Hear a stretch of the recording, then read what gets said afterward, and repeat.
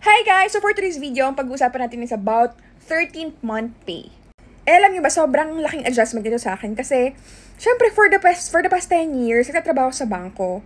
And sanay ako nakaka-receive ng 13th month pay. Hindi lang 13th month, meron pa kaming 14th, may 15th pa nga kami. And meron mga bangko na nagbibigay rin ng hanggang 16th, tapos meron pang PS yun. So imagine yung 17 months yung nare-receive namin sa bangko.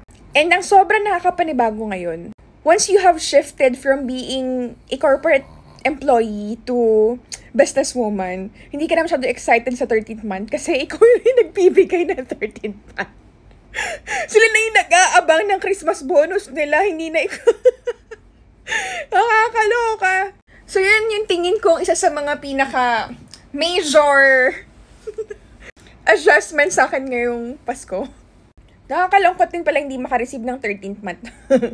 Naaminin ko sa inyo, sa 10 taon ko na yon, hindi ako financially wise. Kasi most of the time, lahat ng bonus ko, nagagastos ko sa mga bagay na walang kakwenta-kwenta. Kasi syempre, dyan yung ma-excite ka, diba? Syempre, you want to pay yourself. Kasi syempre, you've been working for the past 12 months of your life this year, and now you're paying yourself, diba? But now that I am financially wise, kung yung 10 taon na yun, sinave ko pala yung mga nakuha ko from my 13th month, 14th month, 15th, 16th. Siguro by this time, ilang crypto coins na kaya ako? Magkano na kayong kinita ko sa Forex? Yun naiisip ko eh. Pero moral of the story is that, mas maaga ka nag-i-invest, mas maganda. As long as you're starting to earn, dapat nagsisimula ka na mag-invest. Kapag marireceive mo yung 13th month, magtatabi mo na yan. Magtatabi ka na ng 10% for your tithes sa church. Kasi imagine mo, 12 months kang binlessed ni Lord na meron kang trabaho, di ba? Ano ba naman yung ibigay mo yung 10% sa kanya, di ba? Deserve niya. Actually, deserve niya yung 100%, pero 10% na lang ibibigay mo sa kanya. So, itabi mo yung 10% papunta sa tithes. Wag na wag mong kakalimutan yan. Kasi yan yung tutulong sa'yo at magbabless pa sa'yo for the next years ng trabaho mo or ng buhay mo or ng pagkakakitaan mo, diba? And si Lord, hindi naman siya madamot. Lalo ka pa niya i-bless. Lalo na kapag nakita niya yung heart mo na talagang you want to give back. You want to glorify Him using yung syempre, yung 13th month mo, diba? Next is, of course, bayaran mo yung mga utang mo. Bayaran mo yung mga utang mo. I'm pretty sure, alam mo yan, may mga kinaskas ka sa credit card. I-fully paid mo na yan. Simulan mo yung taon mo na walang utang. Sobrang mas magaan sa pakiramdam. And then, mag-start ka ng insurance mo.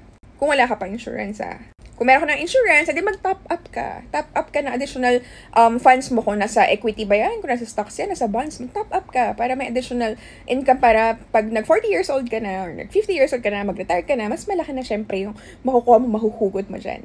Tapos, try mo rin kumuha ng mga shares sa stocks kasi madali na naman kumuha dyan sa, kung mag-open ka ng account sa Call Financial, kumuha ka ng stocks or shares kay Jollibee, kay Petron, kay Ayala, kay SMDC, kay Aboitiz, kung saan gusto mo, basta nasa top 30 corporations, gawin mo ng regular yan next year.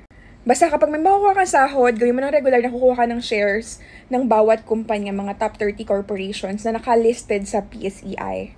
And then, matuto ka mag-trade. Aralin mo kung paano ka mag-i-invest at mas kikita kasi sobrang mind-blowing talaga yung kikitain mo if you're gonna be learning about crypto and forex. Or, you can also consider na mag-start ng small business, diba? Ngayon, sobrang dali na magbenta. Syempre, nasa online world na tayo, diba? Sobrang easy peasy nila magbenta. Kasi, available naman yung mga resources. Kailangan mo lang talagang, alam mo yun, maging resourceful. And medyo kapalan yung mukha. Basta guys, just be wise with your 13th month pay kasi hindi ako nag-iwas.